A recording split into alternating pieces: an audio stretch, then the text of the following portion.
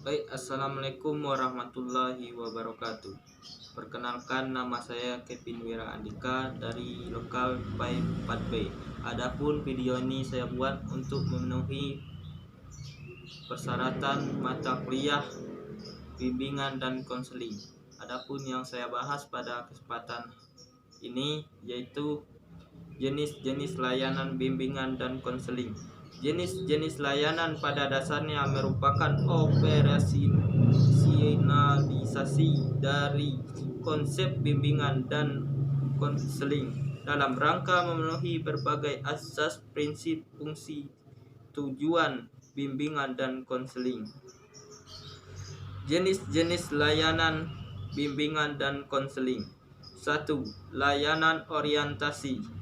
Layanan orientasi merupakan layanan yang memungkinkan peserta didik memahami lingkungan baru, terutama lingkungan sekolah, dan objek-objek yang dipelajari untuk mempermudah dan memperlancar berperannya peserta didik di lingkungan yang baru itu. Sekurang-kurangnya diberikan 2 kali dalam 1 tahun, yaitu pada setiap awal semester. Tujuan layanan orientasi adalah agar peserta didik dapat beradaptasi dan menyesuaikan diri dengan lingkungan baru secara tepat dan memadai, yang berfungsi untuk mencegah dan pemahaman materi kegiatan. Layanan orientasi menyangkut A. Pengenalan lingkungan dan fasilitas sekolah. B. Peraturan dan hak-hak serta kewajiban siswa. C.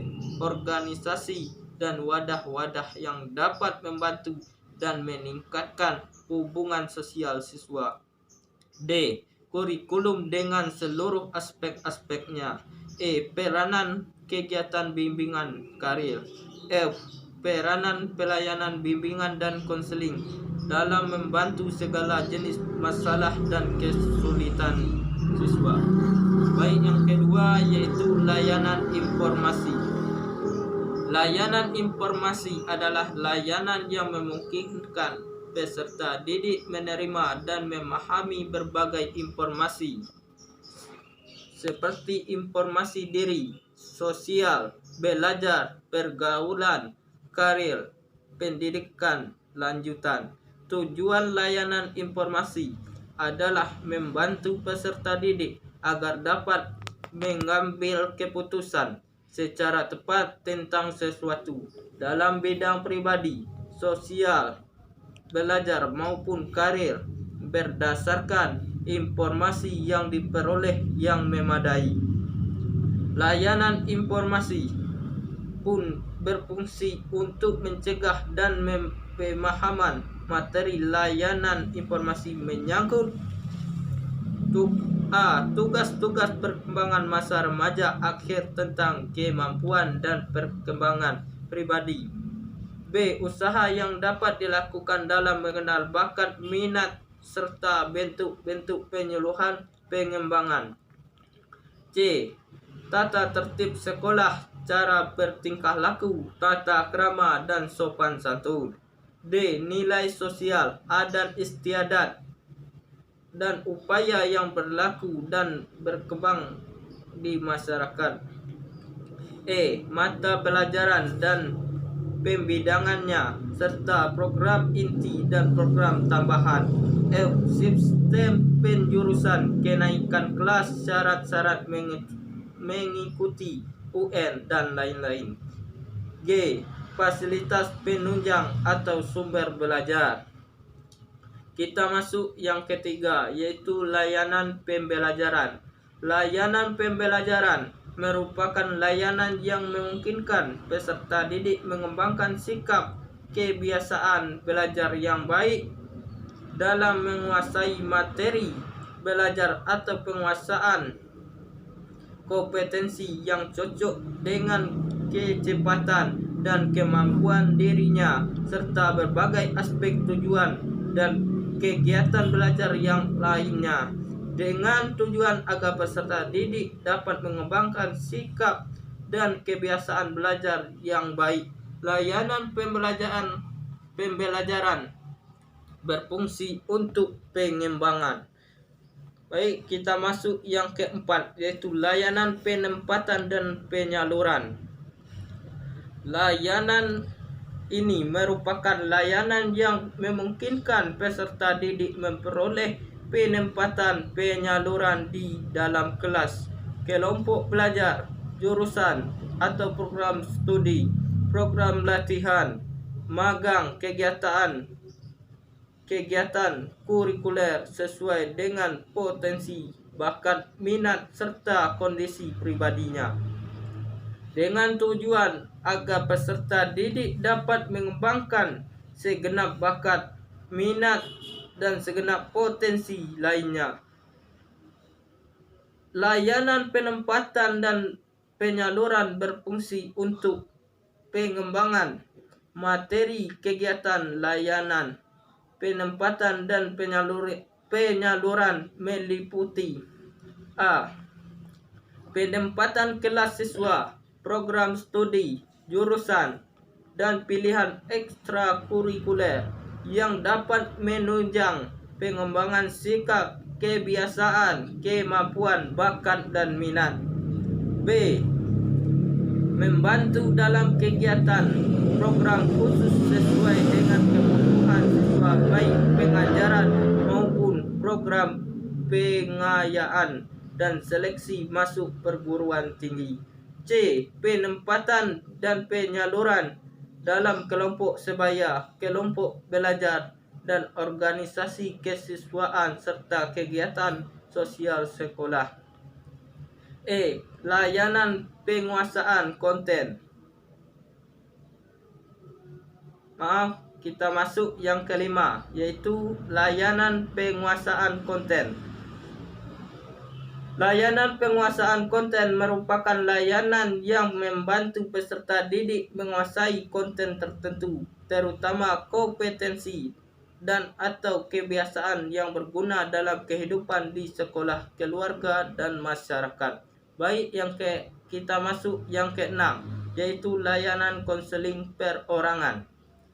Layanan konseling perorangan merupakan layanan yang memungkinkan peserta didik dapat mendapatkan layanan langsung tatap muka secara perorangan dengan guru pembimbing untuk membahas pengentasan permasalahan yang dihadapinya dan perkembangan dirinya. Tujuan layanan konseling perorangan adalah agar peserta didik dapat mengentaskan masalah yang dihadapinya. Layanan konseling perorangan berfungsi untuk pengentasan masalah dan advokasi. Pelaksanaan usaha pengentasan siswa dapat dilakukan dengan mengikuti langkah-langkah berikut. A. Pengenalan dan pemahaman permasalahan. B. Analisis yang tepat. C. Aplikasi dan pemecahan permasalahan. D. Evaluasi, baik evaluasi awal, proses, ataupun evaluasi akhir.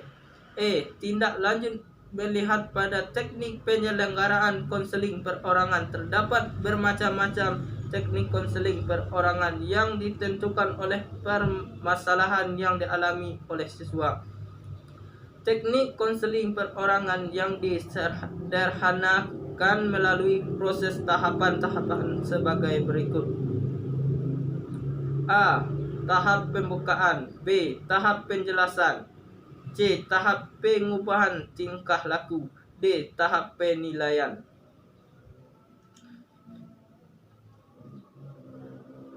Tindak lanjut materi layanan konseling perorangan meliputi: 1. Pemahaman sikap, kebiasaan, kekuatan diri dan kelemahan, bakat, minat, dan penyalurannya. 2. Pengentasan kelemahan diri dan pengembangan kekuatan diri. Baik, kita masuk kepada yang ketujuh, yaitu layanan bimbingan kelompok. Layanan bimbingan kelompok merupakan layanan yang memungkinkan sejumlah peserta didik secara bersama-sama melalui dinamika kelompok memperoleh bahan dan membahas pokok bahasan topik tertentu untuk menunjang pemahaman dan pengembangan kemampuan sosial baik sebagai individu maupun sebagai pelajar, kegiatan belajar, karir, jabatan, serta untuk pengambilan keputusan atau tindakan tertentu. Melalui dinamika kelompok, layanan bimbingan kelompok berfungsi untuk pemahaman dan pengembangan. Baik, kita masuk kepada yang 8, yaitu yang ke-8 yaitu layanan konseling kelompok. Layanan konseling kelompok merupakan layanan yang memungkinkan peserta didik masing-masing anggota kelompok memperoleh kesempatan untuk pembahasan dan pengentasan permasalahan pribadi melalui dinamika kelompok. Masalah yang dibahas itu adalah masalah-masalah pribadi yang dialami oleh masing-masing anggota kelompok. Layanan konseling kelompok berfungsi untuk pengentasan dan advokasi. Kita masuk yang ke-9, yaitu layanan konsultasi. Layanan konsultasi merupakan layanan yang membantu peserta didik atau pihak lain dalam memperoleh wawasan, pemahaman, dan cara-cara yang perlu dilaksanakan dalam menangani kondisi dan atau masalah peserta didik. Pengertian konsultasi dalam program BK adalah sebagai suatu proses penyediaan bantuan teknis untuk konselor, orang tua, administrator, dan konselor lainnya dalam mengidentifikasi dan memperbaiki masalah yang membatasi efektivitas peserta didik atau sekolah, konseling atau psikoterapi. Sebab konsultasi tidak merupakan layanan yang langsung ditujukan kepada klien, tetapi secara tidak langsung melayani klien melalui bantuan yang diberikan oleh orang lain. Kita masuk yang ke-10, yaitu layanan advokasi.